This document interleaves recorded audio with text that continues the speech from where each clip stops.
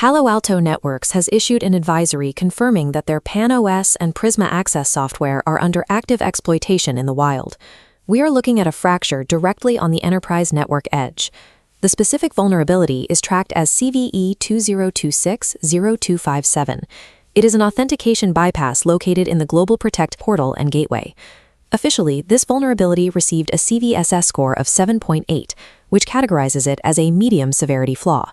However, the mechanics of this exploit allow an unauthenticated external actor to bypass security restrictions and establish a fully functional, unauthorized VPN connection into an organization's network.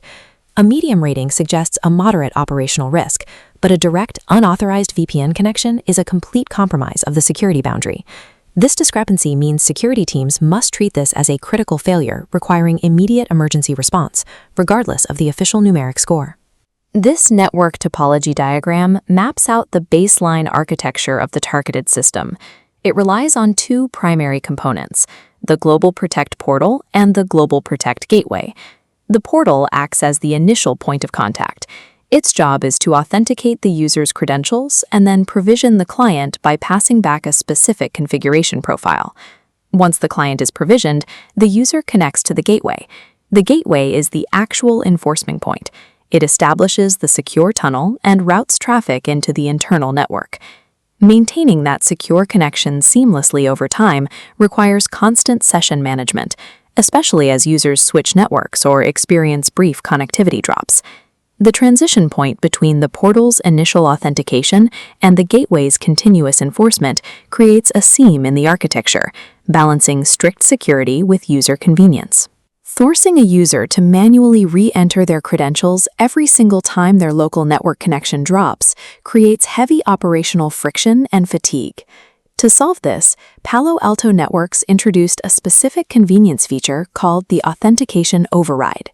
Looking at the authentication flow in this diagram, upon a successful primary login, the portal generates a distinct data packet known as an authentication override cookie.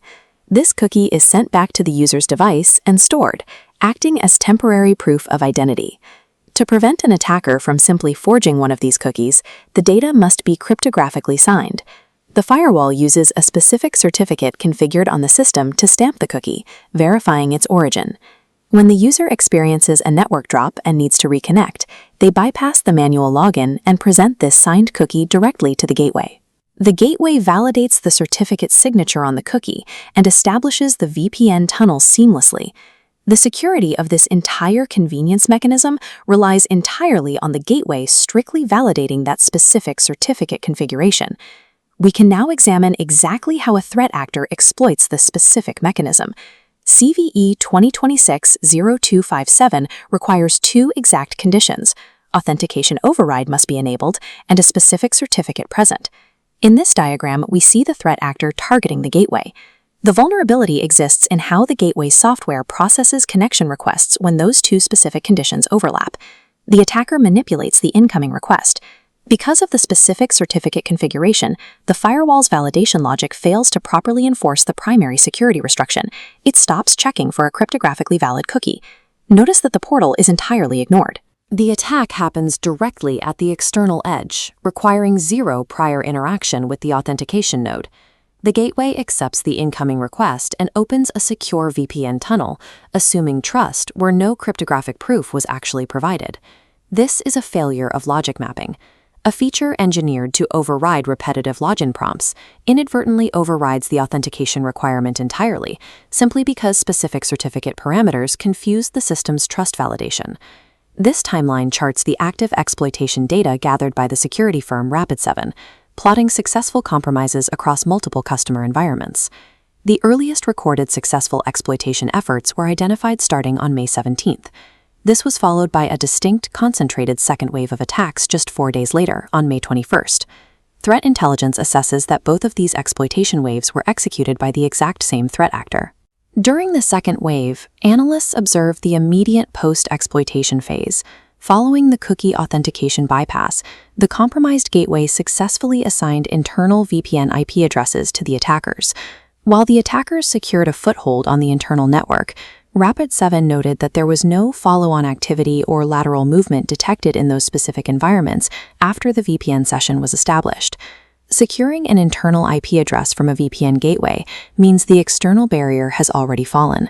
Even without immediate lateral movement, the attacker has secured authenticated access to the internal network. Organizations running affected appliances require immediate temporary mitigations to secure their edge before a vendor-supplied firmware patch can be applied. This split screen illustrates the two operational options. Mitigation option 1 is disabling the authentication override feature entirely. Flipping this switch neutralizes the attack immediately, but forces legitimate users to constantly re-authenticate if their connection drops, degrading the user experience. Mitigation option 2 preserves the feature. Generating a new certificate exclusively for the authentication override establishes a dedicated trust line. By dedicating a new certificate solely to this function, administrators break the vulnerable, specific certificate configuration that the gateway's logic flaw relies on to execute the bypass. One option amputates the convenience feature entirely to stop the attack, while the other cryptographically isolates the trust mechanism so the exploit cannot trigger. Until the permanent patch is deployed across the network, cryptographic isolation allows organizations to maintain both their security posture and their operational continuity. The PAN-OS bypass is part of an aggressive, ongoing trend of threat actors specifically weaponizing edge-facing enterprise appliances. We have seen similar tactics recently with the continued exploitation of a critical flaw in 40 client endpoint management server deployments, tracked as CVE-2026-035716. However, while the 40 client vulnerability was leveraged to deliver credential-stealing malware to eventually access the network, the PAN-OS bypass grants direct internal access without requiring stolen credentials at any point. Vulnerabilities in edge-facing enterprise VPN appliances carry an inherently outsized impact on organizational security, precisely because they guard the internal perimeter. In modern network architecture, the VPN gateway acts as a single point of failure. Any flaw that allows authentication logic to be bypassed at this edge demands an immediate critical response, regardless of the baseline score it receives.